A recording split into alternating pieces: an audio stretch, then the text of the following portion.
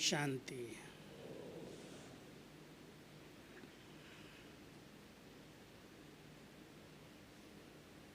पांडवों की ये सेना बाबा और हमारी दादियाँ पांडवों को देख करके कितने हर्षित होते हैं, जिन्होंने अपनी जीवन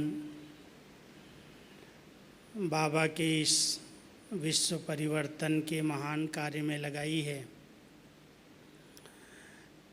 ऐसे बाबा के समर्पित बच्चे हमारी दादी जी के सामने जब मधुबन में आते थे तो दादी को इतनी खुशी, इतना उमंग आता था। हमारे पांडव, हमारे महारथी कुमार यज्ञ में आए हैं, इनकी खूब खातिरी होनी चाहिए। बहुत सेवाएं करते हैं, बाबा के नाम से तान मान धन समय और अपनी हर विशेषता को बाबा की सेवाओं में समर्पित किया है। तो बाबा भी ऐसे दिल से, बुद्धि से समर्पित होने वाले बच्चों को बहुत दिल की दुआएं देता है। जिसे दिल की दुआएं प्राप्त होती हैं उसका योग कितना सहज होगा।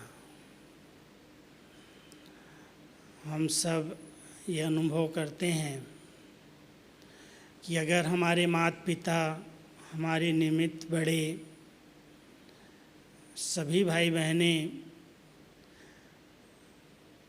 जो संबंध संपर्क में आते हैं, उनको अगर मुझ आत्मा से थोड़ा भी स्नेह और सहयोग प्राप्त होता है तो उन सब के दिल की दुआएं, उनके श्रेष्ठ संकल्प मुझ आत्मा को बहुत ऊंची स्थिति का अनुभव कराते हैं, बहुत सहज योगी जीवन का अनुभव कराते हैं। तो आप सभी लौकिक, अधिकतर लौकिक जवाबदारियों से मुक्त होकर बाबा की सेवा के लिए अपना समय, संकल्प, श्वास सब सफल किया है। मैं समझता हूँ ऐसा कोई सूक्ष्म हिसाब किताब, ऐसा कोई कर्म बंधन नहीं होगा जो समर्पित होने के बाद भी अपनी ओर आकर्षित करता हो। बहुत सारी बातें कुमार जीवन के लिए मेहनत का अनुभव कराती हैं, लेकिन कुमारों में और आप में कोई अंतर है? जो कुमार लौकिक जीवन में रहने वाले हैं, जो नौकरी धंधे में बहुत व्यस्त रहते हैं, जिनके ऊपर लौकिक जवाबदारियां रहती हैं, समर्पित होने के बाद तो उन जवाबदारियों से मुक्त हो जाते हैं। और जो बाबा की सेवा के लिए समर्पित हैं, उनकी कितनी श्रेष्ठ स्थिति होगी, कितनी ऊंची योग की स्थिति होगी, कैसी श्रेष्ठ जीवन होगी, वो आप सभी अनुभव भी करते होंगे। लेकिन कई बार चलते चलते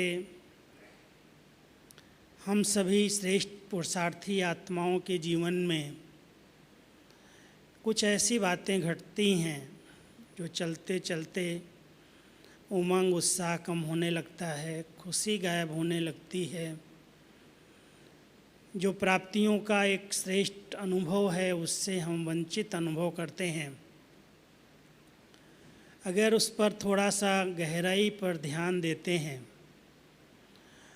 तो कुछ जाने और अनजाने ऐसे सूक्ष्म पाप, जिसको बाबा पाप कहता है, वैसे तो हम सब पापों की दुनिया से मुक्त होकर, पापों से मुक्त होकर के बाबा के बने हैं। बड़े बड़े पाप जो दुनिया वाले कर रहे हैं, जो सबसे हो रहे हैं, उनसे हम सब छूट गए। हमारा खान पान शुद्ध है, दृष्टि वृत्ति शुद्ध है, किसी से धोखा नहीं, किसी से छल नहीं, किसी के प्रति घृणा और नफ़रत नहीं। वो जो पाप लोग करते हैं उनसे तो बाबा ने अपने बच्चों को मुक्त किया है, पुण्य आत्मा बनाया है। और हर एक ये ध्यान तो रखता ही होगा कि बाबा के बनने के बाद मुझे सदा पुण्य कर्म करने हैं। कहा जाता है दान और पुण्य। जब हम कोई भी चीज़ दान करते हैं, दूसरों को देते हैं, और गुप्त दान महापुण्य कहा जाता है। अगर उसका हम वर्णन चिंतन नहीं करते, करने के बाद भूल जाते हैं, कहते हैं नेकी कर दरिया में डाल। अगर कोई अच्छे कार्य बाबा हमसे करा लेता है तो उसका अभिमान नहीं आता, उसका वर्णन चिंतन नहीं करते। बाबा आपने करा लिया, थैंक्स, बाबा को शुक्रिया कर देते हैं। तो वो कर्म, श्रेष्ठ कर्म और पुण्य कर्म की पूंजी हमारे पास जमा हो जाती है। ऐसे पुण्य कर्म करने का सौभाग्य हम सबको प्राप्त है। जो सेवाएं हम कर रहे हैं, अगर निस्वार्थ भाव से, सच्चे दिल से, अपना यज्ञ अपना घर समझ करके कोई भी सेवा करते हैं, यज्ञ की कोई भी सेवा छोटी सेवा नहीं है। चाहे वो बर्तन मांजने की सेवा हो, झाड़ू पोछा करने की सेवा हो, कोई भी छोटी मोटी सेवा जो वैसे आज साइंस के साधनों ने बहुत सुख दिए हैं, वो सेवाएं अभी सबको नहीं करनी पड़ती हैं। लेकिन शुरू में तो ये सब सेवाएं ही थी और अधिकतर सब भाइयों को ही करनी पड़ती थी। हम सब मधुबन निवासियों ने ये सब सेवाएं की, और एक साल नहीं, लगातार कई वर्षों तक। और उन सेवाओं में इतना आनंद, इतना मौज का अनुभव करते थे। खेल खेल में धोबी घाट करते थे, खेल खेल में रोटी बनाने चले जाते थे, रात का पहरा देते थे, पानी गर्म करते थे, सवेरे के कमरों में सुबह सुबह 4 बजे गर्म पानी पहुंचा देते थे। उनके दिल की दुआएं मिल जाती थी। कभी ये नहीं आता था ये काम मेरा थोड़ी है। ऐसे गुप्त सेवाएं करके जो बाबा ने, दादियों ने कहा हाँ जी किया, पुण्य जमा कर लिया। और उसके फलस्वरूप हम देख रहे हैं कि इतनी सरल सहज योगी जीवन का अनुभव होता है, जो कभी भी उदासी, मायूसी, खालीपन आज तक अनुभव नहीं किया है। क्योंकि पुण्य की पूंजी जमा है, दुआएं बाबा की, दादियों की मिली हुई हैं, और उसके परिणाम स्वरूप लगता है कि बहुत सरल योगी जीवन है। लेकिन कई बार जब हम अपने साथियों से देखते हैं, मिलते हैं, अनुभव सुनते हैं, तो चढ़ाई उतराई की परीक्षाएं हर एक के सामने आती हैं। और उन परीक्षाओं में कई बार पता नहीं चलता है कि ये हमारे ही कोई ऐसे सूक्ष्म पाप विकर्म हो रहे हैं जिसकी सज़ा के रूप में हमारी खुशी गायब हो जाती, हमारा उमंग उत्साह कम हो जाता, हमारा अमृत वेला ठीक नहीं होता, मुरली में इंटरेस्ट नहीं रहता, सेवाओं में उमंग उत्साह नहीं रहता। चलते चलते ऐसे उतराई चढ़ाई हर एक के सामने आती है। लेकिन अगर थोड़ा सा इस पर गहराई से ध्यान देते हैं, बड़े पापों से तो मुक्त हैं, लेकिन ये छोटे छोटे कौन से ऐसे सूक्ष्म पाप हो जाते, अवज्ञाएं ही पाप हैं। बाबा की आज्ञाओं की सूक्ष्म अवज्ञा सबसे बड़ा पाप है। और वो आज्ञाएं बाबा ने हमारे मन के लिए, हमारे बोल के लिए, हमारे कर्म के लिए, हमारे व्यवहारिक जीवन के लिए बहुत सी आज्ञाएं की हैं। और उन आज्ञाओं में अगर हम थोड़े अलबेले हैं, अलबेलापन तो आप सब जानते हो क्यों आता है। हम देखते हैं ये भी ऐसे करते हैं, ये भी ऐसे करते, वो भी ऐसे करते, मधुबन में भी ऐसे होता, सब जगह ये चलता। कुछ ऐसी बातें नोट हो जाती हैं जो अपने पुरुषार्थ के लिए डल्लप का तकिया मिल जाता है, सोचने लगते वो भी करता है, बड़े भाई करते हैं, सब जगह चलता है। ऐसे सोच करके मन और बुद्धि को बहुत हल्का करके जो कर रहे हैं ठीक है, अच्छा है। और ऐसे छोटे छोटे बोझ विकर्मों के, अवज्ञाओं के, सूक्ष्म पापों के चढ़ते जाते जो आत्मा अपने आप को बोझिल अनुभव करती है। जिसके ऊपर बहुत बोझ होंगे, वैसे बंधन तो काट दिए, बंधन तो हम सब काट करके आए, लेकिन बोझ जो सूक्ष्म चढ़ते हैं वो हमें उड़ने नहीं देते, बहुत भारी कर देते, योग लगने नहीं देते, इस ब्राह्मण जीवन के सुख का, परमानंद का अनुभव करने नहीं देते। इसलिए बहुत महीनता से चेकिंग करने वाले को पता चलता है। जब मुझे टॉपिक मिला, बहन जी ने कहा इस पर आपको क्लास कराना है। हमने कहा अभी एक आपने टॉपिक प्योरिटी की रखी, दूसरी पापों की रखी, मैं इस पर क्या क्लास कराऊं। कहने लगी नहीं, इसी टॉपिक को आप लेना, आप इस पर ही समझाना। हमने ठीक है। तो मेरा ध्यान गया कि बहुत सारे ऐसे सूक्ष्म पाप हैं, जैसे दुनिया के अंदर एक सबसे बड़ा पाप माना गया है दान दी हुई चीज़ को वापस ले लेना। कई बार आपने सुना होगा, बाबा की मुरली में आता है कि कई बच्चों ने यज्ञ में दिया, थोड़े समय के बाद थोड़ा कोई कारण बने, डिस्टर्ब हुए, उन्होंने कहा मेरा वापस करो। तो बाबा कहते हैं तो बहुत बड़ा पाप है, एक बार दे दिया, वो तुम्हारे नाम से तो रखा नहीं था, जो निकाल करके दे दिया जाएगा वो तो यज्ञ में सफल हो गया। आपने स्वाहा कर दिया, यज्ञ सफल कर लिया, आप फिर से कैसे मांग सकते हो। लेकिन कोई अगर जिद करता है कि मैंने इतना दिया था, मुझे पता नहीं था, मैंने तो ऐसे ही दे दिया, अब मेरा वापस करो, तो बहुत बड़ा पाप है। कहाँ से वापस यज्ञ करेगा, आपने तो दे दिया। ऐसे ही कई बातें हम लोगों ने बाबा को संकल्प रूप में दी हुई हैं। बाबा हम आपके पक्के बच्चे बन कर के रहेंगे, हम पवित्र और योगी बन कर के रहेंगे, हम अपनी उन्नति करेंगे, दूसरा क्या करता है हम नहीं देखेंगे, न व्यर्थ देखेंगे, न व्यर्थ सुनेंगे, न व्यर्थ बोलेंगे, न व्यर्थ सोचेंगे। बाबा के आगे शायद मैं समझता हूँ कितनी बार हम लोगों ने चिट्ठियाँ लिखी होंगी। दादियाँ तो हमें से बहुत बार लिखा चुकी हैं, वायदे कराती, हर राखी पर वायदे करते, हर शिवरात्रि पर वायदे करते। तो बाबा एक बार मुरली चलाई थी बड़ी रमणीक कि बच्चे वायदों की फाइल बहुत बड़ी हो गई है, बहुत बढ़ती जा रही है, प्रैक्टिकल कब करोगे। तो हम सब ने जो वायदे किए हैं, जो हमने प्रतिज्ञाएं की हैं, माना जो हमने बाबा को दान में कोई चीज़ दे दी, अब उसको हम रिटर्न कैसे ले सकते हैं। अगर वो रिटर्न ले रहे हैं, माना मेरा सूक्ष्म पाप बन रहा है। मैंने कहा बाबा मैं एक रस रहूँगा, अपने मूड को एक रस रखूँगा, मैं एक व्रता रहूँगा, एक बाबा दूसरा न कोई। अगर मेरा किसी में भी ध्यान चला गया, किसी में भी वृत्ति चली गई, चंचलता आ गई, हमारा व्रत टूट गया, तो ये सूक्ष्म पाप बन गया, क्योंकि हमने दी हुई चीज़ वापस ले ली।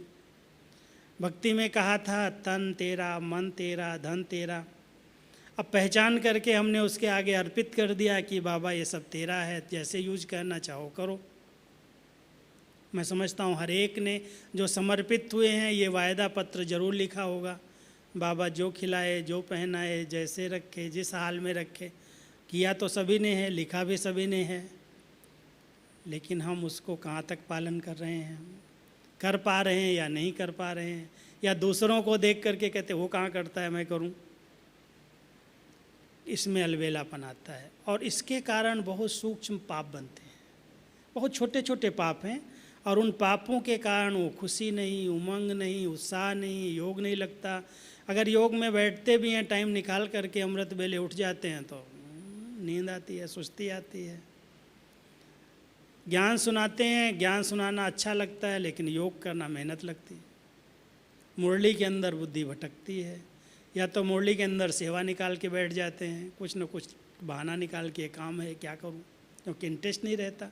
और मूल सूक्ष्म कारण है कि उसके ऊपर, मन के ऊपर बोझ है, और बोझ पर बोझ अगर चढ़ते जाएं तो क्या होगा, वो भारीपन इतना हो जाता है जो चलना फिरना जैसे मुश्किल हो जाता है। ब्राह्मण जीवन ही एक बोझ लगने लगती है, कभी कभी सोचने लगते हैं आखिर कब तक संगम युग चलेगा, कब तक कैसे ही जीवन जिएंगे। बहुत ऐसे ऐसे अनुभव सुनने को मिलते हैं। तो बाबा कहता, बच्चे तुमने भारी खुद किया है, मैं तो बहुत सरल रास्ता बताता हूँ। मैं तो तुम बच्चों को सहज योग सिखाता हूँ, मैंने तो कभी कहा नहीं योग मेहनत का है। बहुत सहज योग है, लेकिन सहज योग को सहन करने वाला योग हमने बना दिया। तो सूक्ष्म मन के अंदर अगर हमने मन की बाबा की अमानत को व्यर्थ यूज किया, हमने दे दिया बाबा को, बाबा ये मन तेरा है, लेकिन मन के अंदर हम अपने प्रकार के ख्यालात मनमत से कर रहे हैं, कुछ न कुछ सोच रहे हैं व्यर्थ, ये ऐसा क्यों करता, वो ऐसा क्यों करता है, ऐसा नहीं होना चाहिए, वैसा नहीं होना चाहिए। कईयों की जो समझदारी की बुद्धि है ना, मैं समझदार हूँ, मैं योग्य हूँ, मैं अनुभवी हूँ, मैं पढ़ा लिखा हूँ, उसके कारण कई बातें देख करके संगठन के बीच में जब चलते हैं तो कई कमी कई कमजोरियाँ नोट होती हैं। ये ऐसा क्यों करता है, इसको ऐसा नहीं करना चाहिए, बाबा की श्रीमत ऐसे कहती है, ऐसा हो रहा है। तो अपनी बुद्धि को हम बहुत यूज करने लगते हैं, मन मत चलाने लगते हैं, और उसके कारण ये मन पर सूक्ष्म पाप चढ़ते जाते हैं। आप कहेंगे ये भी पाप है क्या? अगर कोई गलत हो रहा है तो उसको हम नोट ही ना करें, होने दें। हमने तो एक लक्ष्य रखा है कि अगर मेरी जवाबदारी नहीं है, अगर मेरा कोई कर्तव्य इसमें नहीं बनता है, बहुत जवाबदारी बहुत शुभ भावनाएँ हैं तो हम अपने निमित्त तक पहुंचा दें, लेकिन हम अपनी चिंतन को बेकार न करें। जितना हो सके शुभ भावना का दान दें, सब अच्छा ही होगा। कोई हिसाब किताब होगा, जो कर रहा है अपने लिए कर रहा है, मैं इसकी कमी और कमजोरियों को क्यों फैलाऊं। सूक्ष्म में अपने परिवार में अगर आपके लौकिक में कोई कुछ गलती करता है, कोई की बहन ने, कोई के भाई ने, कोई की बच्ची ने, कोई परिवार वाले सदस्य ने अगर कुछ गलती कर ली, तो उसको ऐसा तो नहीं है चारों तरफ ढिढोरा पीटा जाता है कि मेरी बहन ने, मेरी बेटी ने, मेरे इसने ऐसा किया है। क्या करते हैं, उसको तो कान ने सुना, दिल ने समाया, कहीं बताना भी नहीं। इतना समाते हैं कि कहीं हमारे परिवार में लीकेज ना हो जाए, हमारा घर बदनाम हो जाएगा। हमारे इस परिवार का क्या हाल है? हमारे परिवार में जहाँ हम समर्पित हैं, जहाँ हम रहते हैं 4 लोग, अगर एक बहन ने थोड़ा सा भी कोई मर्यादित काम नहीं किया, कुछ गलत कर लिया, तो हम सहन नहीं कर पाते हैं। 10 जगह वर्णन करना चाहते हैं, बताना चाहते हैं, सुधारने का लक्ष्य रख करके भी, लेकिन कई बार वो सुधारने की बजाय बात बिगड़ जाती है।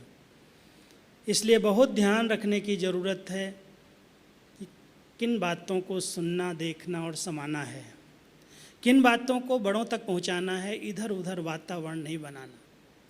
हम जब यज्ञ रक्षक कहते हैं कि हम बाबा के बच्चे यज्ञ रक्षक हैं, तो यज्ञ रक्षक की जवाबदारी है यज्ञ के वायुमंडल को बहुत बहुत शक्तिशाली बना करके रखना।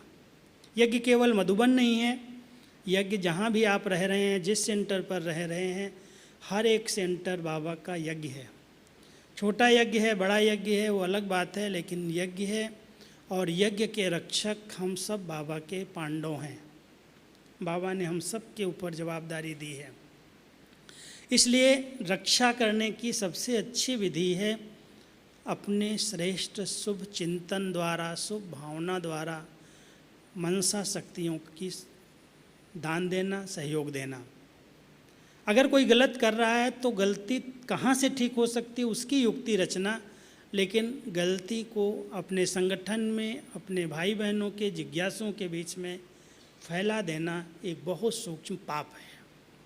और इस पाप के लिए अगर हम जवाबदार बनते हैं, तो अगर हम एक गति ये है इसकी, पाप और पुण्य की गति जब कहते हैं, गति माना चाल, चलना, ये कैसे चलते हैं। मैं एक उदाहरण बताता हूँ। मान लो हमने एक किसी की गलती नोट की और आपके कान तक दी कि भाई आप मेरे बहुत नज़दीक हो, मैं आपको सुनाता हूँ, मेरे से अंदर रहा नहीं जाता, इसलिए मैं आपको बताता हूँ, लेकिन मैं आपसे एक वायदा कराता हूँ, आप किसी को नहीं बताना। आप समझते हो उसका भी कोई एक होगा, और वो अगर दूसरे तक बताएगा तो आप थोड़ी सी उसमें एडिशन करके और फिर यही शब्द उच्चारण करके कहेगा कि केवल मैं आपको बताता हूँ, आप किसी को नहीं कहना। और ये गति ऐसी है, ये पापों की बात, ज्ञान की बात को हो सकता न फैलाया जाए, लेकिन अगर गलती की बात किसी की नोट करके हमने एक को बताई तो वो सहन और समा नहीं सकता, उसको दूसरे तक, तीसरे तक, चौथे तक, और कई बार वो 10-15 लोगों तक फैल करके इतने बड़े रूप में फैलती है, जो कहते हैं अगर उसकी जड़ में जाया जाए तो एक बहुत छोटी चींटी जितनी बात एक बहुत बड़ा पहाड़ लेकर के सामने आती है। फिर भारीपन लगता है, यहाँ का वातावरण ठीक नहीं है, यहाँ का वायुमंडल ठीक नहीं है, यहाँ जाने से तो योग नहीं लगता है, सेंटर पर ऐसा वातावरण बन गया। बनाया किसने? दोषी कौन? करने वाला तो एक था, लेकिन आपने जो 15 लोगों के अंदर बात को फैलाया, विस्तार किया, उन सब का बोझ आपके ऊपर। ये सूक्ष्म पाप कितना गहरा है, ये गति है इसकी। ऐसे फैलती हैं बातें जो बात मत पूछो कि यहाँ पर कुछ भी हुआ। और आजकल तो साइंस ने ऐसा एक सुंदर साधन दिया है कि बटन दबाने की देरी है, यहाँ से बाहर निकलो, आप बोल दो ऐसा ऐसा हो गया। हुआ कुछ है, उसके पीछे कारण कुछ हो सकते हैं, लेकिन आपने जो सुनाया, जिस तरह से सुनाया और सुनने वाले ने उसको जिस भाव से लिया, उस भाव में बहुत बड़ा अंतर दिखाई देता है। और अंतर होने के कारण कई बार यज्ञ निवासियों के, यज्ञ के प्रति, बाबा के प्रति, बड़ों के प्रति भावनाएं चेंज हो रही हैं। जो बाबा ने हम सबको यज्ञ रक्षक बनाया, जो हमको अपना सहयोगी साथी बनाया, हमारा एक बहुत बड़ा कर्तव्य बनता है कि हम इसकी हर प्रकार से रक्षा करें। और रक्षा यही है कि हम इस यज्ञ के वायुमंडल को जितना हो सके बहुत पॉजिटिव रूप से चार्ज करें। बाबा कई बार कहते हैं मधुबन का वायुमंडल ब्रह्मा, बाप और माँ की तपस्या का फल है। आज तक भी इस वायुमंडल में कोई आता है उसको कमी कमजोरियाँ दिखाई नहीं देती।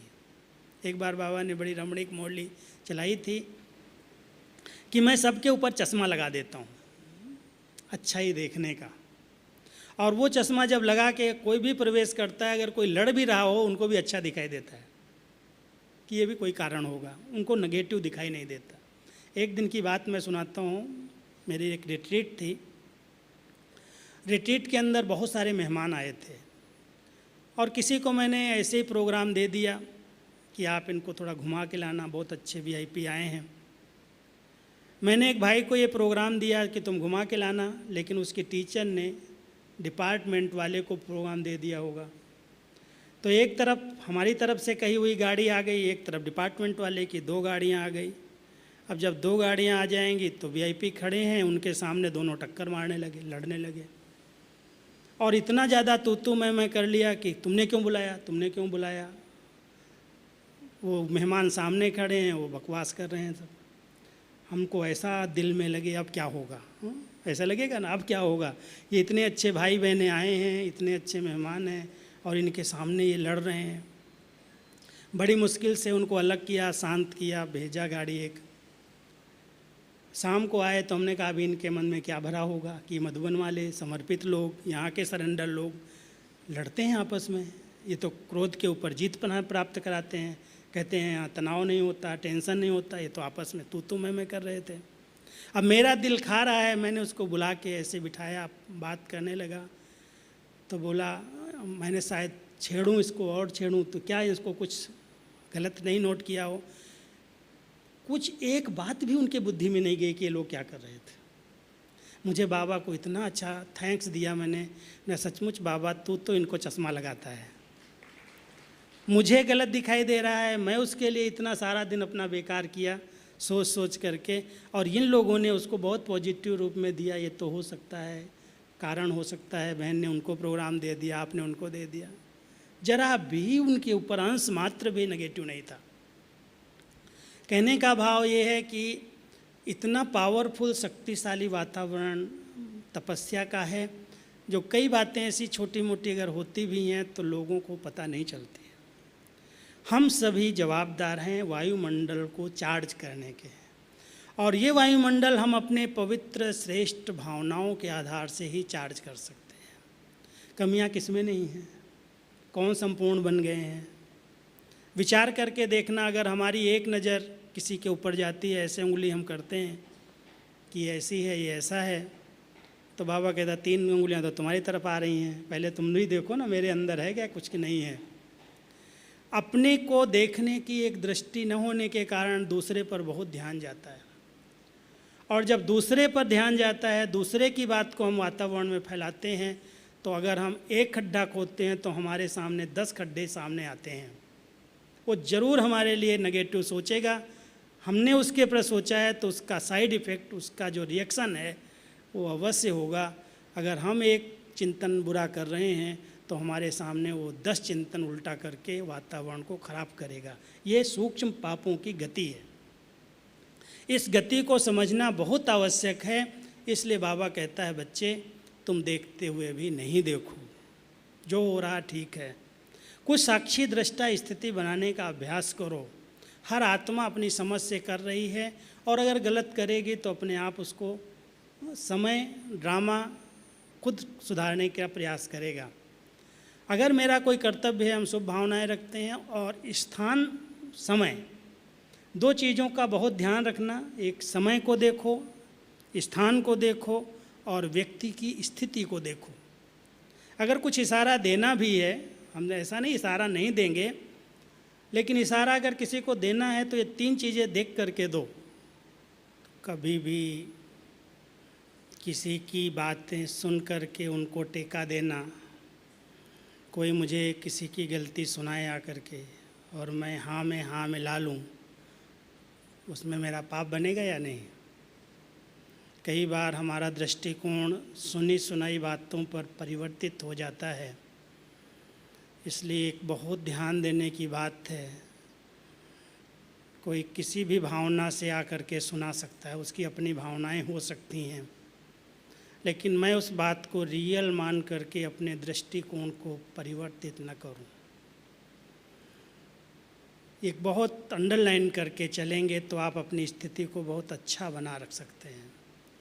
नहीं तो अगर आपको कोई ने बताया आकर के और आपको विश्वास हो गया, हाँ ऐसा हुआ होगा, और ऐसे इंटरेस्ट से समाचार की लेन देन होती है कि आप बुद्धू हो क्या, आपको पता ही नहीं है ऐसा ऐसा हो रहा है, ये नया समाचार है। जैसे अखबार में नए समाचार की न्यूज़ होती है ना, ऐसा हुआ, ऐसा मधुबन में हो गया, ऐसा यज्ञ में हो गया, ऐसा फलाने ने किया।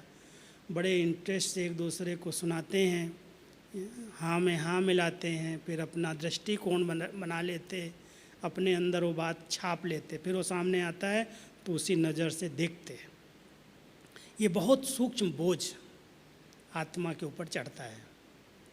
इस बात को बहुत अंडरलाइन करो इस समर्पित जीवन में। मुझे इस प्रकार के कीचड़े को नोट नहीं करना है। अगर कोई किया होगा वो जाने, उसके हिसाब किताब जाने, उसके कर्म जाने, मैं उसमें इंटरेस्ट लेकर के और फिर मेरे द्वारा वो बात दूसरे तक तीसरे तक पहुँचे कि फलाने ने ऐसे सुनाया था, ज़रूर कुछ होगा। आपको पता है पाप में पाप बनने लगता है। हो सकता है अगर किसी ने किया हो, वो अपने आप को बदलने के लिए कुछ मेहनत करे, पुरुषार्थ करे, अपने आप को चेंज कर ले, लेकिन अगर सुनने वाले ने 10 लोगों को बता करके उसके प्रति दृष्टिकोण परिवर्तन कर दिया, तो मैं समझता हूँ उससे बड़ा पाप और कोई नहीं है। इसको बहुत अंडरलाइन करना कि अगर कोई मेरे को सुनाता है तो उसको मैं ठीक करने का प्रयास करूँ, ऐसी बात नहीं हो सकती है। मेरे को तो इस पर जरा भी विश्वास नहीं है कि ये ऐसा करेगा, और अगर किया होगा तो वो जाने, बड़े बैठे हैं, बड़े जाने, हम क्यों इस बातों में जाएं, हमारा इससे क्या लेना देना। मैं अपना अमूल्य समय संगम का इन बातों में क्यों गंवाऊं। इसलिए सदा ध्यान रखो, अपनी घोट तो नशा चढ़े। अगर मुझे अपनी उन्नति करनी है, मुझे इस मार्ग में आगे बढ़ना है, मुझे अच्छे अच्छे अनुभव करना है, तो सदा ध्यान रखना मैं अपने अच्छे अच्छे चिंतन में, अच्छी पढ़ाई में, अच्छी शुभ भावनाओं के संकल्पों में, जहाँ जरूरी है वहाँ पर सम्मिलित हो, भाग लो, नहीं तो न्यारा और प्यारा। हर बात में मुझे नहीं जाना है, मेरी कोई जवाबदारी नहीं है। बहनें क्या कर रही हैं, सेंटर पर क्या रहा है, वो क्या कर रहा है, वो क्या कर रहा है। इतना बड़ा यज्ञ अगर मैं इसमें जाऊँ तो मैं समझता हूँ मेरे को क्लास कराने की बुद्धि नहीं आएगी, या मुझे आप लोगों के लिए इतनी सारी जो सेवा मिली वो करने की समझ ही नहीं रहेगी। क्यों हम इन बातों में जाएं? जो डिपार्टमेंट दी है बाबा ने, जो सेवा दी है, वो मैं परफेक्ट करूं, उसको मैं यथार्थ रूप से पूरा करूं, उसमें कोई मेरी मिस्टेक न निकाले। बाकी अगर कुछ हो रहा है, कोई कर रहा है, हम अपनी शुभ चिंतक वृत्ति ज़रूर रखते हैं, जो हमारी जवाबदारी उसको ज़रूर निभाते हैं, लेकिन हम सब बातों में इंटरफियर नहीं करते। इंटर ही नहीं करते, फियर क्यों करें? क्यों हम जाएं उन बातों में? जो करेगा वो पाएगा। और उसको सुधारने वाले, उसको कहने वाले, उसको शिक्षा देने वाले बहुत बैठे हैं। मेरा ये कर्तव्य नहीं है। इसलिए अपने चिंतन धारा को बहुत अच्छा बनाने की ज़रूरत है। कोई भी कुछ कहे आपको आकर के, कैसी भी बातें सुनाए, कई लोग तो पता क्या कहते हैं, मैं अनुभव की एक बात सुनाता हूँ। यहाँ से जब पांडव भवन जाता हूँ, कई बातें हमको यहाँ पता नहीं चलती, क्योंकि हमने अपना ऑफिस का काम किया, भोजन किया, रेस्ट किया, तीसरी जगह पर मैं जाता ही नहीं हूँ। यहाँ से ऊपर जाता हूँ, तुमको ये पता है, ये हुआ, वैसा हुआ, ऐसा हुआ, ये मुझे पता नहीं। तुमको सब पता है, बताते नहीं हो, तुम लोग छिपाते हो। और फिर कहेंगे मैं सच्चा हूँ ना, मैं इसको सिद्ध करके दिखाऊंगा। अब सच्चे को सिद्ध करने की ज़रूरत है क्या? वो तो अपने आप सिद्ध हो जाएगी। कई ऐसे अपने आप को समझदार समझते हैं कि मैं सच्चा हूँ, इसलिए मैं इस बात को समा नहीं सकता हूँ, मैं सबको सुना करके उसको यहाँ से निकलवा दूँगा, वहाँ ऐसा कर दूँगा, ऐसा कर दूँगा। बहुत सारी बातें उल्टी सीधी, और यहाँ तक भी अपशब्दों का भी प्रयोग कई बार कर लेते हैं। मैं देखता रहता हूँ, मुस्कुराता रहता हूँ। फिर कहेंगे तुम तो बुद्धू, तुमको पता ही नहीं सब बातों का। जब बुद्धू रहना इसमें ठीक है, बुद्धू रहना इसमें ठीक है ना, बुद्धि चलाने की ज़रूरत है इसमें क्या? अगर चलाओगे तो अपना ही सिर फोड़ोगे, कुछ मिलने वाला नहीं है। इसलिए बहुत ध्यान रखना है, कुछ भी हो, कोई भी आपको कहे, हमेशा एक बाबा की बात याद रखो, जहाँ सत्यता है वहाँ सभ्यता जरूर होगी। अगर सभ्यता छोड़ करके कोई सत्यता को सिद्ध किया जाए तो वो सत्यता सिद्ध नहीं होती। बहुत सभ्यता से अगर कोई बात कहनी भी है, आप समझते हो होनी चाहिए ऐसा, तो बोल चाल की भाषा बहुत सभ्य होनी चाहिए। न उसमें जिद्द हो, न उसमें अहम हो, न उसमें ऐसा जोश हो कि हम करके दिखाएंगे। क्या करके दिखाएं? बाबा कई बार कहता तुम किसको धमकी देते हो? बाबा को धमकी देते हो क्या करके दिखाएंगे? बाबा बैठा है ना, यज्ञ रक्षक वो है, यज्ञ उसका है, वो जानता है कर्म कैसे सबको चलाना है यज्ञ को। हम सब बातों में न जाएं तो बहुत अच्छा है। ये बहुत सूक्ष्म पाप है, और इन पापों पर अगर ध्यान दिया जाए तो इसका मूल जो जड़ है ना, मैंने जहाँ तक नोट किया है, आप सभी ध्यान देना, सूक्ष्म ईर्ष्या या वहम या अपना अहम। जहाँ तक मैंने देखा है, या तो उसको उस व्यक्ति से ईर्ष्या होगी, उसका आगे बढ़ता हुआ, उसके साधन सुविधाएं, जो सुख सुविधाएं वो भोग रहा है, जो उसका मान सम्मान हो रहा है, जो उसको सब पूछते हैं, वो सहन नहीं होती, क्योंकि सूक्ष्म ईर्ष्या है। उसकी खुशी को वो सहन नहीं कर पा रहा है, इसलिए उसको बदनाम करने के लिए उसके प्रति कुछ न कुछ उल्टा आपको सुनाएगा, उसके लिए निकलवाना चाहेगा, और आप उसको और बताएंगे हाँ वो ऐसा है, वो ऐसा करता, वो भी हम भी जानते हैं, तो उसको और सपोर्ट मिल जाएगी। और सपोर्ट देना माना ही सूक्ष्म पाप है, क्योंकि अगर मैंने उसको बात को सपोर्ट कर दिया, हमने भी हाँ में हाँ मिला दिया, और हमने एक दो बातें और उसमें एडिशन कर दी, तो जिसके लिए बातें चली उसकी ज़िंदगी तो हमने बेकार कर दी, उससे वातावरण बिगड़ जाएगा। इसलिए हम बहुत संभल करके चलें। चढ़ाई ऊंची है, रास्ता फिसलन वाला है, क्या करना पड़ेगा?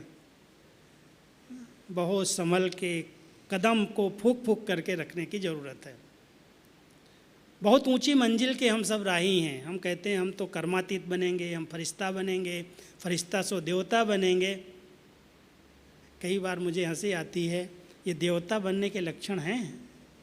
रॉयल्टी है, वो पर्सनैलिटी है, वो दिव्यता है, वो फरिश्ते के लक्षण आ रहे हैं। कितने लोगों से रिश्ता बनाया हुआ है, फंसे हुए हैं, फंसा रहे हैं, फरिश्ता बनेंगे?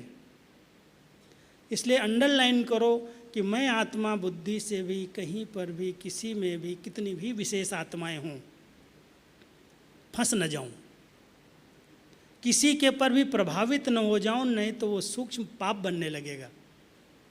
क्योंकि जब आत्मा किसी पर प्रभावित हो जाती है, उसके गुण और अच्छाइयों को देखते देखते, तो उसके पीछे अपना समय भी देती है, अपनी वस्तुएं भी देती है, और उसके प्रति बहुत रहम दिल बनती है। कई बार रहम भी बहुत नुकसान करता है।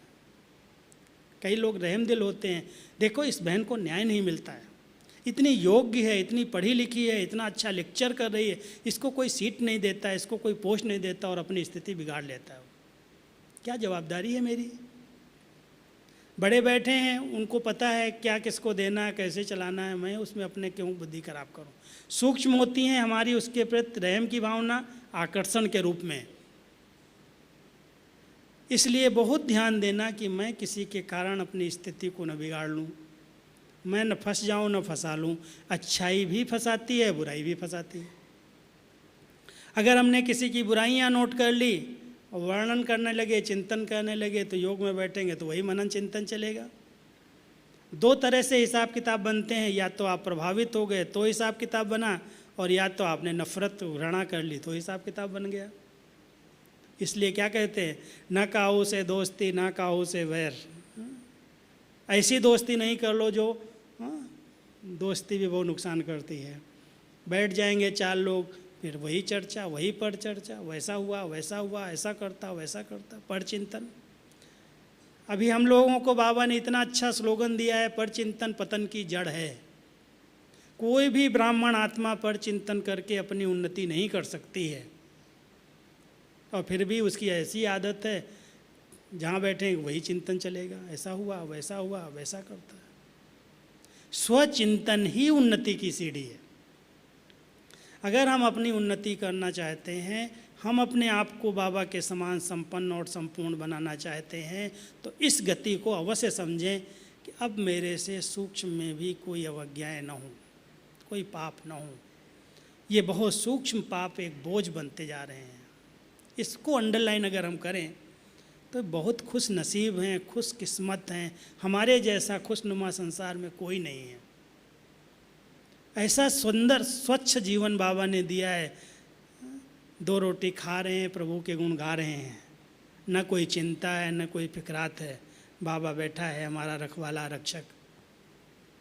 फिर भी अगर हम उलझे हुए हैं, मन में शांति नहीं है, उलझन है, परेशानियां हैं, डिप्रेशन है, बार बार सोच रहे हैं, चिंतन चल रहा है, क्या हिसाब किताब है?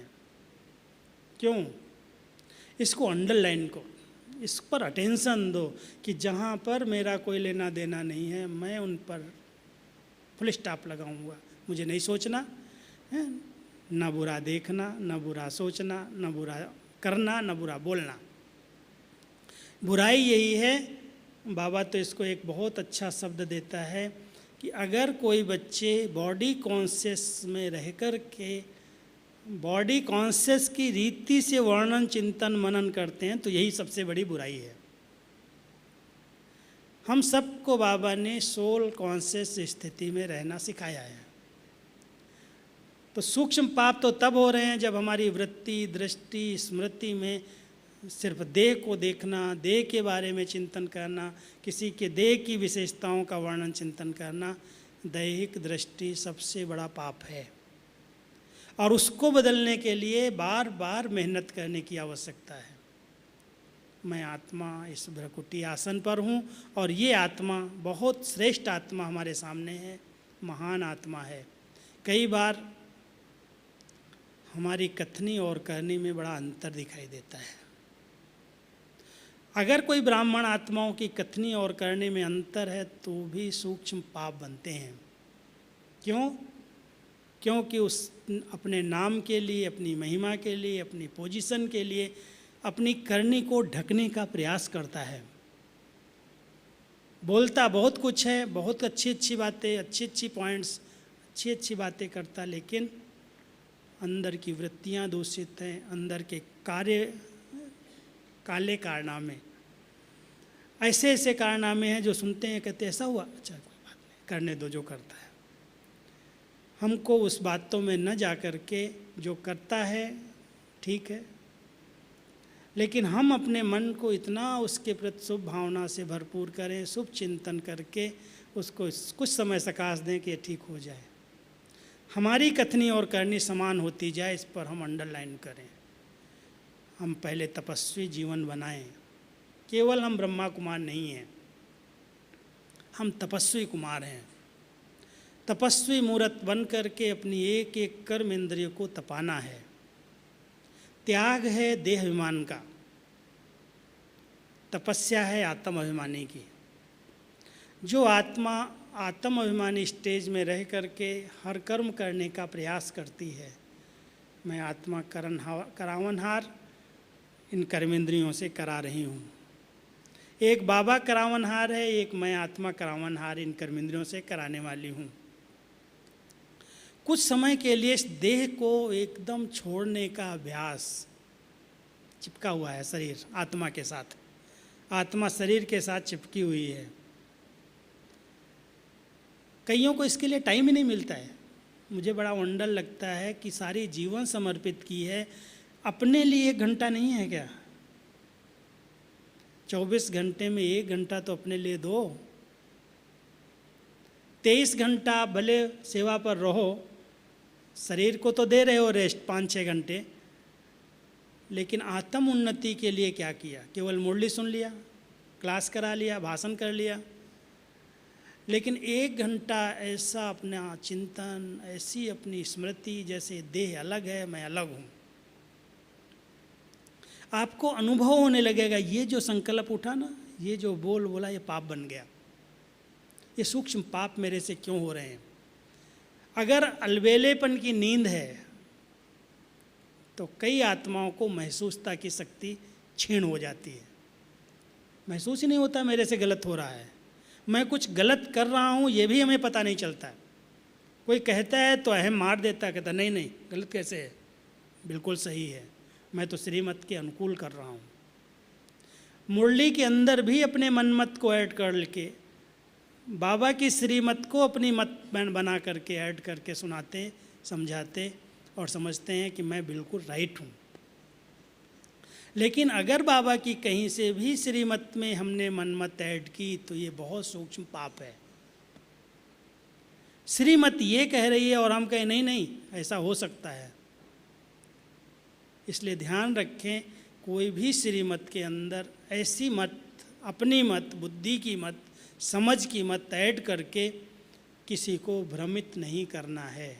जितना बाबा ने सुनाया है, जिस रूप में सुनाया है, हम इतना उसका अध्ययन करें, इतना हमारे अंदर उसका मनन हो, जो बाबा के सिवाय और कोई बात मेरे मुख से न निकले।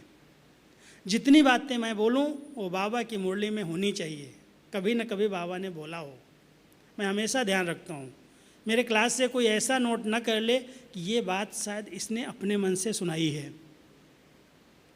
अगर आप पूछ लेंगे ये बात आप जो कह रहे हो ये कहीं मुरली में है, तो हो सकता है मैं आपको डेट बता दूं कि इस डेट की मुरली आप पढ़ लो जा करके। क्योंकि बाबा की मुरलियों में हर बात का समाधान है, हर प्रकार की श्रीमत है। ये मेरे मन की मत नहीं है। अनुभव कुछ हो सकते हैं, अपने अनुभव, लेकिन बाबा की श्रीमत के अनुसार जो हमने किए हैं वही क्लासेस के अंदर आएँ। कोई भी व्यक्ति के प्रभाव की बातें, कोई कथा कहानियों के आधार से, कोई इधर की बात कोई उधर की बात लेकर के मैं अपनी टॉपिक को स्पष्ट करने की कोशिश करूं, मेरा ये ध्येय नहीं रहता, मेरा ये लक्ष्य नहीं है। जो बाबा ने कहा है, जिस रूप से हमको सिखाया है, जिस रूप से हमको पाप पुण्य की गति सुनाई है, बाबा की मुरलियों को आप स्पष्ट सुनो, पढ़ो। एक बार बाबा ने इतनी शक्तिशाली मुरली चलाई प्योरिटी की बात पर कि हमारे इस ब्राह्मण परिवार के अंदर कई बार बहन जी कह करके संबोधन करने वालों की दृष्टि वृत्ति एकदम पतित और विकारी है। संबंध बनाया है बहन भाई का, बोलते भी बोल चाल में बहन भाई हैं, लेकिन अंदर अंदर कुदृष्टि है, विकारी दृष्टि है। इससे बड़ा पाप और क्या होगा। कथनी और करने में कितना बड़ा अंतर है। कह क्या रहा है, बहन कह रहा है और बहन के ऊपर बुरी दृष्टि रखता है। बाबा ने एकदम ऐसा ठोका, ऐसी मुरली चलाई जैसे आँख खुल गई। ऐसा बाबा ऐसा से बोलता, ऐसा भी होता है।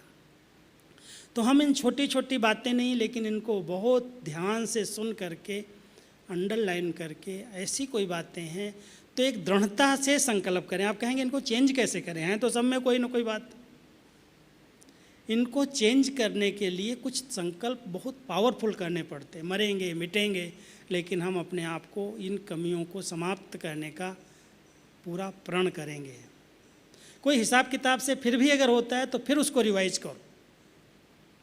तो मैं 5 संकल्प आपको देता हूँ।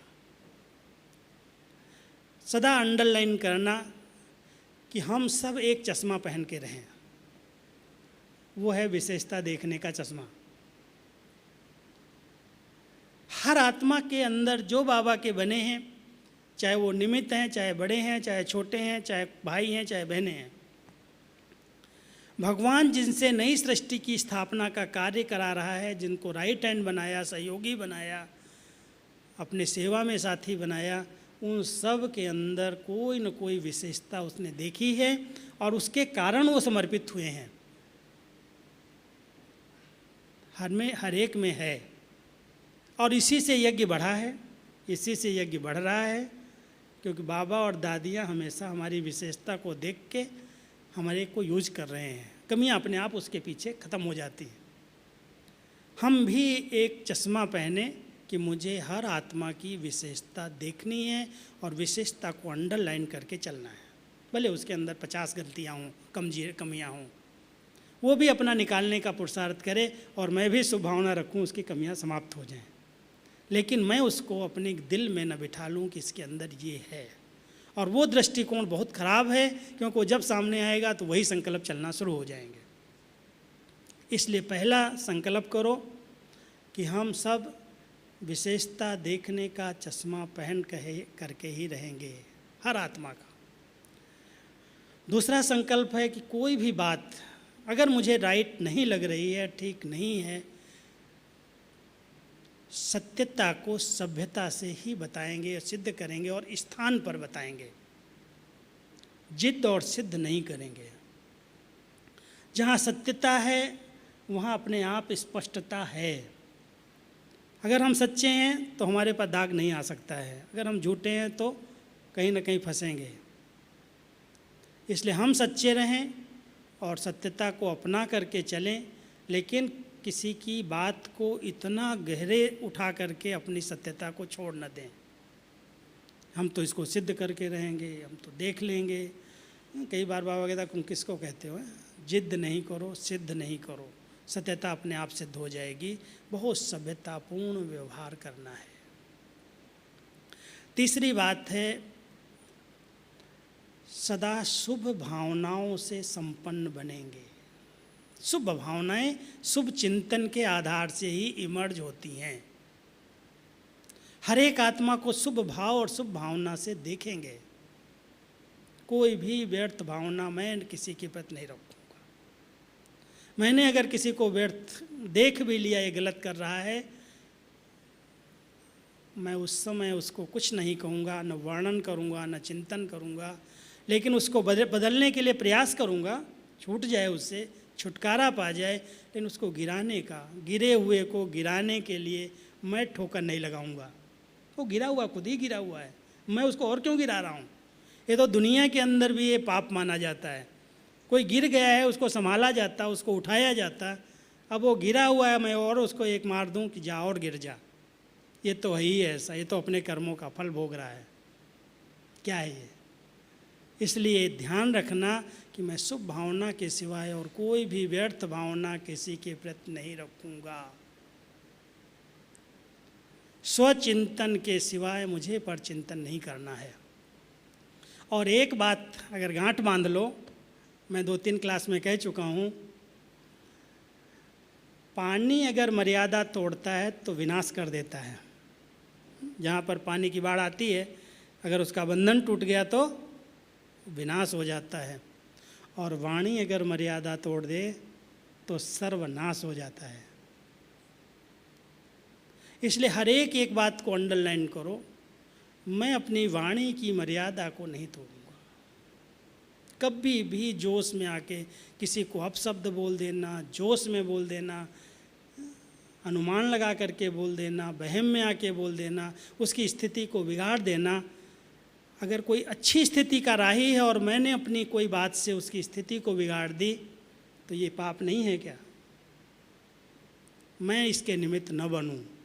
आज जितनी महाभारत की कहानियाँ आप सुनो, पढ़ो, सारी महाभारत की जड़ केवल वाणी है। वाणी है। रामायण की जड़ ईर्ष्या है और महाभारत की जड़ वाणी है, शब्द।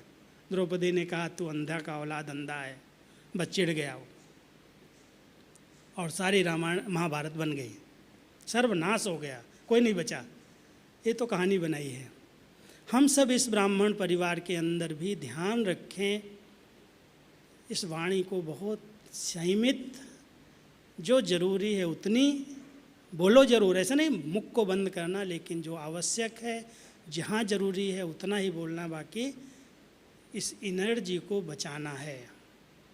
संकल्प की एनर्जी, बोल की एनर्जी अगर बचा ली तो भगवान के काम में आ जाएगी। अंत समय में हमारे बोल सुनने के लिए लोग तरसेंगे कि 2 शब्द तो बोलो, आशीर्वचन दे दो। जैसे आज दादियों के सामने हम जाते हैं, दादी कोई 2 शब्द तो बोल दो। गुलजार दादी के सामने जाके दादी 2 शब्द बाबा के सुना दो, वरदान दे दो। इतनी बचाई है एनर्जी। हम सभी भी इस बोल की एनर्जी को बचाएं। जो आया बोल दिया, जब आया बोल दिया, जो जरूरी नहीं है वो बोल दिया। बेचारी कई पवित्र आत्माएं, कई ऊंची स्थिति बनाने की पुरुषार्थी हमारे बोल से डिस्टर्ब हो जाती हैं, उनकी स्थिति बिगड़ जाती है, उनका मूड खराब हो जाता। इसलिए हम ऐसे कोई भी पाप कर्म करने के निमित्त न बने। उमंग दिलाओ, उत्साह दिलाओ, उनकी जो विशेषताएं हैं उसका वर्णन करो। ये कोई मलाई लगाने वाली बात नहीं है। कहते ना ये तो मलाई लगाता है। अगर उसकी रियल विशेषताएं हैं और वो सेवा कर रहा है, कर रही है, तो उसकी प्रशंसा करना ये चढ़ाना नहीं है। हमेशा समय पर उसकी विशेषताओं का वर्णन करो, उसको आगे बढ़ाने के लिए उमंग दिलाओ, उत्साह दिलाओ। अगर कोई ऐसा लगता है निराश है, उदास है, तो आप उसको बहुत अच्छे उसकी विशेषताओं की वर्णन करके उसको फिर से उमंग उत्साह में ले आओ। मैं समझता हूँ आपको बहुत दुआएं देगी और पुण्य जमा हो जाएगा। ऐसा पुण्य करो, लेकिन ऐसे नहीं है ये कर्म करके कोई को मैं सहारा दूं और सहारा देते देते वो मेरे अंदर ही अटक जाया करके। कई बार ऐसा होता है कि कोई के हम सहयोगी बनते हैं, समय पर साथ देते हैं, वो समझता है ये तो बहुत अच्छा है। कई कुमार इस चक्कर में आ गए, ज्ञान छोड़ के चले गए। दिया था रहम के कारण कोई सहयोग, कोई मदद, लेकिन उस मदद के कारण वो फंसते फंसते धीरे धीरे कनेक्शन बनाया और कनेक्शन बना के शादी करके चले गए। इसलिए बहुत ध्यान रखना, ये कलयुग का अंतिम समय है। कोई से फंसना और फंसाना नहीं, कोई हिसाब किताब न बन जाए, इसका ध्यान रखो। बहुत न्यारे और प्यारे रहो, हर आत्मा के पार्ट को साक्षी दृष्टा हो करके देखो और शुभ भावना का दान दो, बस सब ठीक हो जाएगा। बाबा बैठा है, बाबा का यज्ञ है, कुछ भी बिगड़ने वाला नहीं है। बहुत जवाबदार नहीं बनो, बहुत लाइट रहो, जो हो रहा अच्छा है, बाबा बैठा है, खुश रहो, आबाद रहो, बिसरो न याद रहो। ऐसी स्थिति बना लो जो बाबा आपको देख के कहे वाह बच्चे वाह, ये समर्पित मेरे बच्चे यज्ञ रक्षक हैं, यज्ञ की नींव हैं। हम सब यज्ञ के किले की नींव हैं। हमको तो ये रहता है कोई कहे हमारा फ़ोटो छपे, ये छपे, वो छपे, नहीं। मुझे एक लाल बहादुर शास्त्री की कहानी स्टोरी बहुत याद रहती है। जब एक बार फोटोग्राफर्स उनके सामने खड़े थे तो वो अपना चुपचाप किनारे हो गए, सबकी फ़ोटो निकल रही थी। तो कहा भाई आप तो प्रधानमंत्री हैं देश के, आप क्यों छिप रहे हैं, आपने तो इतना सारा काम किया है।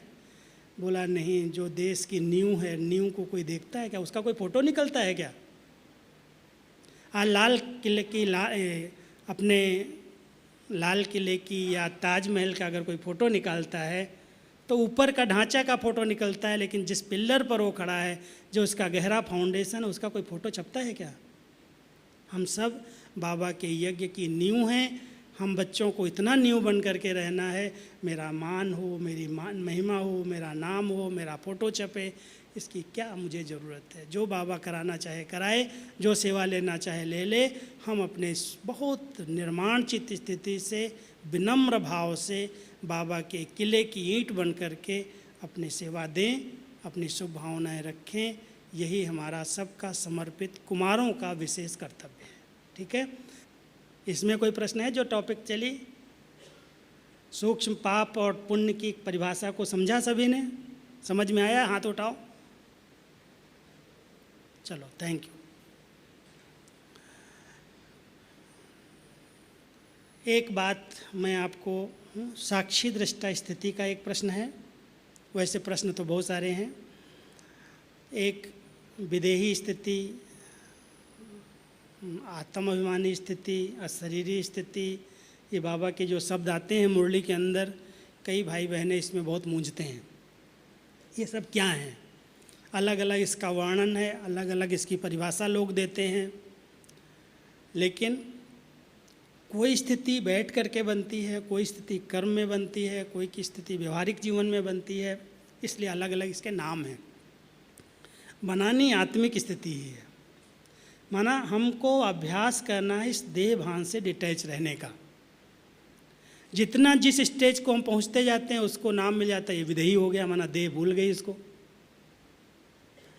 तो ये आत्म अभिमानी स्टेज, फर्स्ट स्टेज, जब हम देह भान में हैं, कर्म कर रहे हैं, व्यवहार में आ रहे हैं, एक भान नहीं रहता कि मैं एक आत्मा हूँ। उसको एक बाबा ने पक्का कराया, चलते फिरते उठते बैठते स्मृति रहे, मैं बोल रहा हूँ, देख रहा हूँ, चल रहा हूँ, इन कर्मेंद्रियों को यूज़ कर रहा हूँ, मैं इससे अलग हूँ। तो आत्म अभिमानी स्टेज का हमें हर कर्म में चलते फिरते उठते बैठते प्रयोग करना है। लेकिन जब हम विशेष तपस्या में बैठ गए, योग में बैठ गए, तो इस देह से डिटैच हो गए, शरीरी स्थिति हो गई। जब लाइट की ड्रेस पहन ली, फरिश्ता बन गए, जा कर के विदेही स्थिति, अव्यक्त स्थिति हो गई। जब एकदम मूल स्थिति में चले गए, एकदम बीज में बैठ गए जाके बाबा के साथ, तो बीज रूपी स्टेज हो गई। इसलिए है योग ही, ये अलग अलग नाम हैं, अलग अलग स्टेजेज हमारे योग की जो बनती हैं उसके अनुसार परिभाषा है। इसमें कोई मूझना नहीं है, अभ्यास एक ही करो, इस देह से मैं अलग एक चैतन्य शक्ति आत्मा हूँ।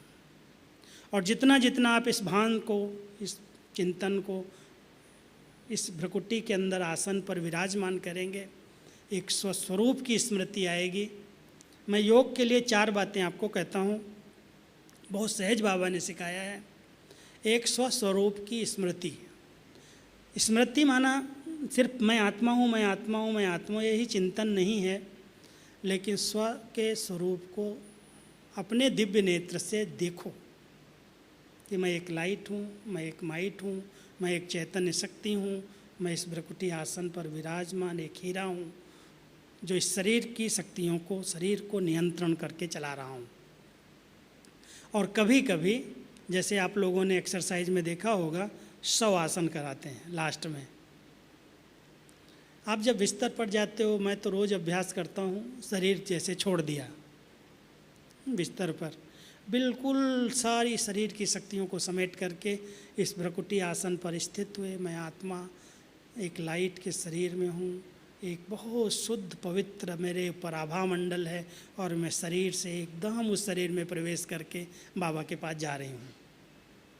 इसकी प्रैक्टिस करो, इससे बहुत अच्छी शीतलता का, शांति का, गहरी अनुभव होने लगेगा। ये जो कर्मेंद्रियों की चंचलताएं हैं, स्वप्न के गलत बातें आती हैं, या कोई भी प्रकार की कंप्लेन आती है, जिस ब्राह्मण आत्मा ने रोज़ कम से कम 15-20 मिनट ये अभ्यास किया, वो सहज कर्मेंद्रिय जीत बन सकता है। बहुत शीतल, बहुत शांत। ये जितनी उत्तेजनाएं हैं, क्रोध दिलाने वाली जितनी बातें हैं, आवेग आवेश में जितनी लाने वाली बातें हैं, उन सब बातों को आप जीत सकते हो, विजयी बन सकते हो। लेकिन इसके लिए ये मेहनत ज़रूरी है। मैं इस शरीर से अलग हूँ, मैं एक भ्रकुटी आसन पर हूँ, मेरे चारों ओर एक लाइट का ओरा है, मैं लाइट के शरीर में जा रही हूँ, इस शरीर को छोड़ दिया, फिर इसमें प्रवेश करो। ये अभ्यास हो गया ना, प्रवेश किया छोड़ दिया, प्रवेश किया छोड़ दिया, आप देखेंगे एकदम ये शरीर की इंद्रियां एकदम शीतल हो जाएंगी, उत्तेजनाएं समाप्त हो जाएंगी। ऐसे लगेगा मैं तो एक शांति का सितारा हूँ, शांति का पुंज हूँ, मैं बिल्कुल शांत स्वरूप शीतल आत्मा हूँ। तो ये आत्माभिमानी स्टेज का ही अभ्यास है। और इसी अभ्यास से हम अव्यक्त बने, इसी अभ्यास से हम बीज में बन जा सकते हैं, बीज रूप बन सकते हैं। यही अभ्यास अगर किसी ने नहीं किया है और कहे मैं तो फरिश्ता बन गया हूँ, मैं तो उड़ता रहता हूँ, पहला अभ्यास ही नहीं, आत्मा समझ ही नहीं रहा है, उड़ेगा क्या? फरिश्ता माना ही देही अभिमानी स्टेज। देह अभिमान माना ये मानव है, देही अभिमानी माना फरिश्ता है। तो जितना हम आत्म अभिमानी स्टेज में, फरिश्ता स्टेज में रहते हैं, उतना दूसरों को भी जब देखते हैं तो फरिश्ता ही दिखाई देता। बाबा ने एक बार कहा था, अरे बच्चे, देह को देखने की आदत है ना, तो तुम लाइट के देह को देखो, मिट्टी की देह को क्यों देखते हो? तो लाइट की देह दिखाई कैसे देगी जब तक हम अपनी लाइट में नहीं हैं? तो अपने लाइट की देह में बैठ कर के इस देह से न्यारे बनने का अभ्यास करो, और जितना इससे अलग हो कर के अपने आप को देखोगे, एक अनुभव और कर सकते हैं, जैसे आत्मा इस भ्रकुटी में है और बाबा एकदम सूर्य की तरह ऊपर है, सामने है, ऊपर बहुत दूर नहीं जाओ, और उसकी किरणें मेरे ऊपर आ रही हैं और वो सब किरणें मेरे अंदर प्रवेश हो रही हैं। पहले एक किरण ही भले लो, जैसे वाइट प्योर किरण पवित्रता की मेरे ऊपर आई और वो सब तरह की किरणों के रूप में पूरे शरीर में फैल गई।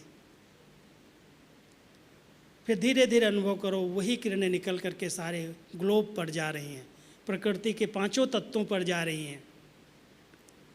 अब पांचों तत्वों की सेवा कैसे करेंगे? कम से कम अग्नि तत्व को, जल तत्व को, वायु तत्व को, आकाश तत्व को, पृथ्वी तत्व को कुछ समय तो शांति का दान दो। ये तो उछल रहे हैं, सब परेशान कर रहे हैं। हम आत्मा स्थिति में जब स्थित होकर के, प्रकृति पति बाबा है, मैं आत्मा प्रकृति पुरुष हूँ और ये प्रकृति है, रचना है। इन तीनों का खेल चल रहा है। अब इस तीनों के खेल के अंदर मैं आत्मा इस प्रकृति के अधीन हो गई, शरीर की प्रकृति के अधीन, फिर पांच तत्वों की प्रकृति के अधीन। मैं अधिकारी स्टेज पर अगर स्थित हो गई तो ये पांचों तत्व कभी भी मुझे परेशान नहीं करेंगे। शरीर भी अपना साथ देगा समय पर और ये तत्व भी हमें सहयोग देंगे। इसलिए कुछ मिनट बैठ करके, 15-20 मिनट तपस्वी रूप में बैठ करके इनको सकाश दो, लाइट दो, माइट दो। ये आत्माभिमानी स्टेज है। और इसी आत्माभिमानी स्टेज से आप अव्यक्त, फरिश्ता, विदेही, निराकारी स्टेज को पा सकते हो। सिर्फ स्टेजेज हैं, कोई शब्दों के आधार से आपको अलग पुरुषार्थ करने की ज़रूरत नहीं है। बनती जाएगी, आपको लगेगा मैं बिल्कुल अलग हो गया, अशरीरी हो गया, बहुत छोड़ दिया शरीर को, अव्यक्त हो गए। तो इस प्रकार का अभ्यास करके और पार्ट के अंदर रहना है। कर्म क्षेत्र पर हमारा कर्म संन्यास नहीं है, कर्म सन्यासी हम नहीं हैं, हम कर्म योगी हैं। लेकिन न्यारा रहना है देहाभिमान से, परिवार से, सेवाओं से, संबंध संपर्क से न्यारा नहीं बनना है, किनारा नहीं करना। हम सन्यासी नहीं हैं, सबके बीच हैं, सबके साथ हैं, लेकिन न्यारे स्थिति है। और पार्ट को देखते हुए, अपने भी पार्ट को और दूसरों के पार्ट को देखते साक्षी दृष्टा रहना है। ड्रामा के अंदर जो एक्टर्स होते हैं, जो पार्ट प्ले करते हैं, आपने देखा होगा, वो पार्ट समझ करके स्टेज पर पार्ट प्ले करते हैं कि ये मेरा पार्ट चल रहा है। और तभी उसको शोभा देता है कि वो एक्टर पार्टधारी बन करके एकदम ऐसा पार्ट बजाता है जैसे बिल्कुल रियल पार्ट बजा रहा है। अगर उसमें थोड़ा भी आर्टिफिशियल लगता है, ये जो बोल रहा है, ये जो एक्शन कर रहा है, इसमें कुछ मिक्स लगता है, तो उस पार्ट को देखने वाले को मज़ा नहीं आता। इसलिए एक्टर हमेशा ध्यान रखता है कि मैं पार्ट ऐसा बजाऊं जो रियल हो। तो साक्षी देखने वाला, साक्षी दृष्टा स्थिति में रहने वाला रियल को भी समझता है ये पार्ट है रियल। क्योंकि पार्ट, किसी ने शरीर छोड़ दिया, कोई के साथ कुछ हो गया, कोई भाग गया, कोई ज्ञान छोड़ के चला गया, कोई कुछ हो गया। अगर आप साक्षी दृष्टा नहीं होंगे तो आपके माइंड के ऊपर इफेक्ट आ सकता है, ऐसा हो गया, उसने ऐसा कर दिया। मुझे याद है जिन्हों का बहुत विश्वास था कि मम्मा तो जाएगी नहीं, बाबा तो इतनी जल्दी जाएंगे नहीं, वो तो सबको साथ लेके जाएगा। जब मम्मा ने शरीर छोड़ा तो कितने लोग भाग गए, शरीर ज्ञान से चले गए, और बाबा ने शरीर छोड़ा तो कितने लोगों ने शादी कर ली। तो बाबा तो कहता था हम साथ रहेंगे, साथ जाएंगे, साथ ले जाएंगे, ये तो बहुत जल्दी चला गया, कहाँ साथ ले गया। तुरंत संशय बुद्धि हो गए। उन्होंने साक्षी दृष्टा स्टेज का पार्ट पक्का ही नहीं किया था। हर आत्मा का जब पार्ट चल रहा है तो ये आत्माएं ही हैं ना, उनका वो पार्ट पूरा हुआ, कोई नए पार्ट में गई। मम्मा को नए पार्ट में बाबा ने कहा बच्चे तुम क्यों चिंता करते हो। दीदी के लिए हम लोगों का बहुत प्यार था। आपको पता, दीदी जब शरीर छोड़ा तो एक भाई का दिमाग अपसेट हो गया। बहुत अच्छा यज्ञ का अनन्य था, तन मन धन सब कुछ समर्पित करके रहता था, दीदी जो कहे। और जब दीदी शरीर छोड़ा तो इतना वो पागल जैसा हो गया, बेचारा एकदम अपसेट, कोई संभालने वाला नहीं। माइंड खराब हुआ तो कौन संभालेगा। सारा परिवार ज्ञान से टूट गया, जो उसकी युगल आती थी वो भी टूट गई। इतना बड़ा झटका उस आत्मा को लगा, दीदी ने शरीर छोड़ दिया, अब मुझे कौन देखेगा। जब डॉक्टरों को दिखाया गया, हजारों रुपया उसके पीछे खर्च हो गया, डॉक्टरों ने कहा इसको कोई शॉक लगा है। अब कौन सा शॉक लगा उसको क्या पता है। हम लोगों को पता था दीदी ने शरीर छोड़ा, इसका मुंह बहुत था, प्यार था, चल दीदी गई और ये भी डिस्टर्ब हो गया। अगर उसको ये अनुभव, ये ज्ञान को पक्का किया कि हर आत्मा का अपना अपना पार्ट है, जाना तो सबको है, कभी न कभी कोई जाएगा, कभी कोई हिसाब किताब होगा तो दुनिया में भी चला जाएगा। साक्षी हो करके हर एक आत्मा के पार्ट को देखो, ये पार्ट बजा रहा है तो आप कभी भी डिस्टर्ब नहीं होंगे। इसलिए बाबा ने हम सबको साक्षी दृष्टा ऐड किया, दृष्टा देखने वाला। तो न्यारा बन करके हर आत्मा के पार्ट को देखना, यही साक्षी दृष्टा स्थिति है। हर बात में इन्वॉल्व नहीं हो जाओ, क्यों क्या कैसे के प्रश्नों में उलझो नहीं। ड्रामा में हर सीन आती है, उसके पीछे कई रहस्य, कई कल्याण समाये हुए हैं। इस स्मृति से कल्याणकारी ड्रामा की बिंदी लगा दो बस।